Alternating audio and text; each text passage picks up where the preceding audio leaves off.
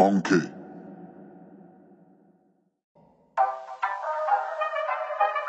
Salut à tous et à toutes les amis, j'espère que vous allez tous très bien. On se retrouve pour une nouvelle vidéo Mercato. Dans cette vidéo, on va parler de l'actualité de l'OM de ces derniers jours, pas mal enflammée comme d'habitude. Et on va donc, sans plus tarder, commencer par parler d'une info officielle. Sead Kolasinac s'engage du côté de l'Atalanta Bergame gratuitement. Le joueur n'a donc finalement pas réussi à trouver un terrain d'entente avec l'OM en vue d'une prolongation de contrat. C'est pourquoi il a décidé de changer d'air en s'engageant en Italie. Il signe un contrat de 3 ans jusqu'en juin 2026. On lui souhaite donc tous bonne chance en espérant que son aventure en Italie se passe au mieux. Pour ma part, je garde un bon souvenir de son passage à l'OM, toujours très combatif malgré certaines lacunes. Il a toujours donné tout ce qu'il pouvait et c'est ce genre de joueur là que j'aime tout particulièrement. Je suis donc plutôt déçu de son départ, j'aurais aimé le voir continuer comme beaucoup de monde et je trouve donc évidemment que c'est vraiment décevant qu'il n'y ait pas eu d'accord entre l'OM et le joueur. On va passer maintenant à un autre dossier qui pourrait malheureusement ressembler à celui de Kolasinac, c'est celui d'Alexis Sanchez. En effet, si on en croit les infos de la Provence, aucune avancée notable en vue d'une prolongation de contrat du joueur n'est à signaler ces derniers temps. Ça veut donc dire en gros qu'il n'y a pas de progrès, qu'on en reste au même point. Sanchez hésite encore, même s'il est plutôt pour une prolongation, il attend les différentes recrues pour ensuite prendre sa décision finale.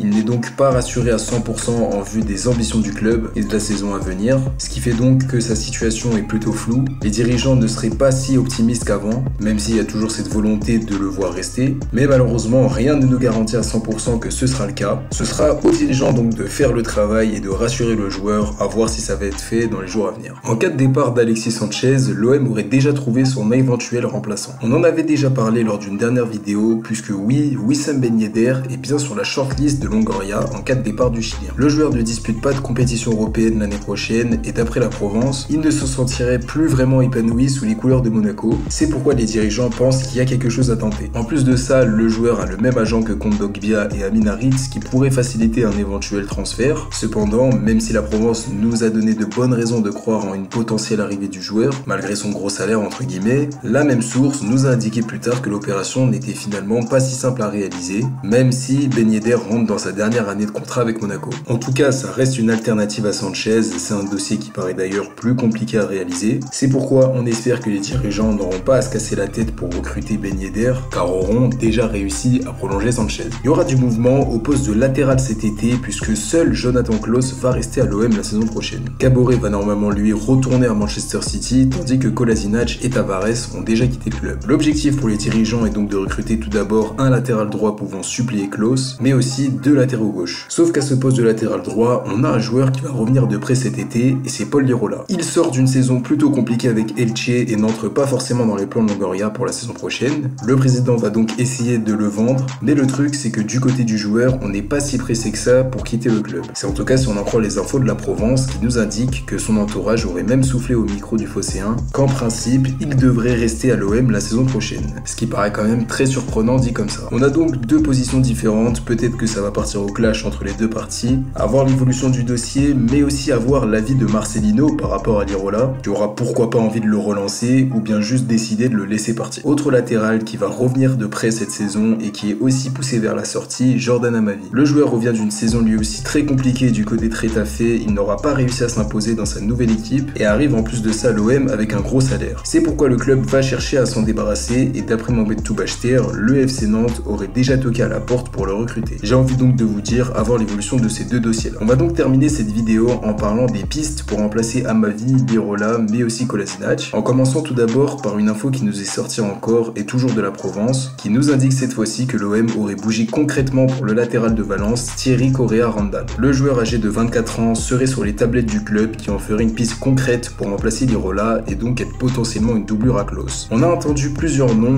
mais a priori ce serait bien celui-là le plan A, et d'après les proches du joueur, le transfert bloquerait simplement à cause de l'indemnité de transfert que demanderait Valence à l'OM. En tout cas, il y aurait quand même cette volonté et les actes qui vont avec, donc à voir l'évolution du dossier qui paraît plutôt concret. Maintenant au poste de latéral gauche où il va falloir recruter 2 joueurs, Révélo de Portes nous apprend une véritable bombe en nous indiquant que l'OM souhaiterait se faire prêter le latéral de l'Atlético, Renan Lodi. Le Brésilien de 25 ans serait a priori donc vu comme le titulaire indiscutable au niveau de la hiérarchie. Ce serait un énorme coup pour l'OM, mais c'est pas si simple que ça puisque selon la même source, l'Atlético demanderait plutôt un transfert entre 18 et 20 millions d'euros pour le laisser filer. D'autant plus que le Benfica serait aussi chaud sur le dossier. Pour l'instant, pas plus d'infos que ça, à voir l'évolution du dossier que je valide totalement en tout cas. Et donc voilà les amis, c'est déjà la fin de cette vidéo. N'hésitez pas à me dire si elle vous a plu dans l'espace commentaire. Donnez-moi votre avis sur les différentes pistes qu'on a traitées. N'hésitez pas à vous abonner, à partager la chaîne, à lâcher le like. On se retrouve très vite d'ici là. Prenez soin de vous. C'était GlashOM. Ciao à tous.